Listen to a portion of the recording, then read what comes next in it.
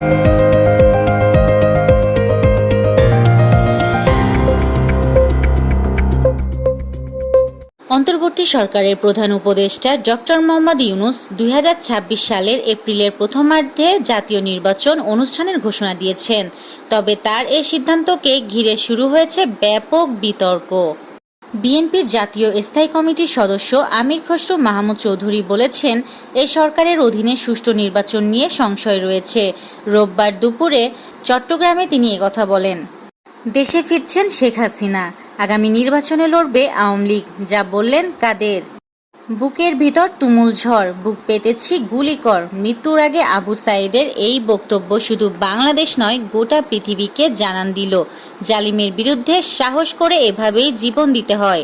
রোববার দুপুরে কুলাউড়ায় বিভিন্ন পেশাজীবী প্রতিনিধিদের সাথে মত বিনিময়কালে জামায়াতের আমির ডাক্তার শফিকুর রহমান এই কথাগুলো বলেছেন। কৃষক শ্রমিক জনতা লীগের সভাপতি বঙ্গবীর কাদের সিদ্দিকীর স্ত্রী নাসরিন কাদের সিদ্দিকী ইন্তেকাল করেছেন। ইন্না লিল্লাহি ওয়া ইন্না ইলাইহি রাজিউন। দেশের বিভিন্ন কারাগারে এবছর ঈদুল আজহা উদযাপন করেছেন প্রায় 70,000 বন্দী। এসব বন্দীদের জন্য ঈদের দিন বিশেষ খাবারের ব্যবস্থা করা হয়েছে।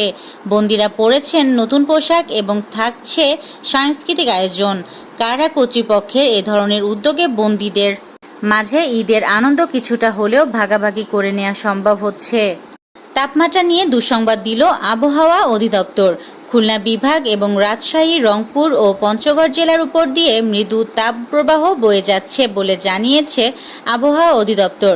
আগামী 24 ঘন্টা এই তাপপ্রবাহ অব্যাহত থাকবে এবং সারা দেশে দিন ও রাতের তাপমাত্রা সামান্য বাড়তে পারে বলে জানানো হয়েছে। টিউলিপের চিঠি হাতে পায়নি প্রেস সচিব। যেহেতু চিঠি হাতে পায়নি, তাই এই বিষয়ে মন্তব্য করার সুযোগ নেই বলে জানিয়েছেন শফিকুল আলম। অবরুদ্ধ গাজা উপত্যকায় দখলদার ইসরায়েলি বাহিনীর হামলায় ঈদুল আজহার দ্বিতীয় দিনে অন্তত 75 জন নিহত হয়েছে। এদিন আহত হয়েছে আরও 100 জন। নিহতদের মধ্যে 16 জন এক পরিবারের সদস্য এবং এই 16 জনের মধ্যে 6 জন শিশুও রয়েছে। আবারও উত্তপ্ত হয়ে উঠেছে ভারতের মণিপুর।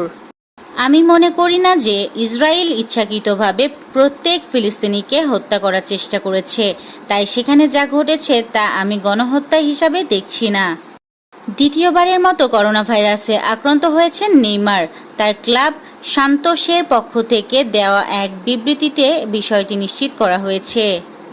এই ছিল আজকের শীর্ষ সংবাদ। ছিলাম আমি ইয়াসমিন আক্তার, সুরমা টিভি 24।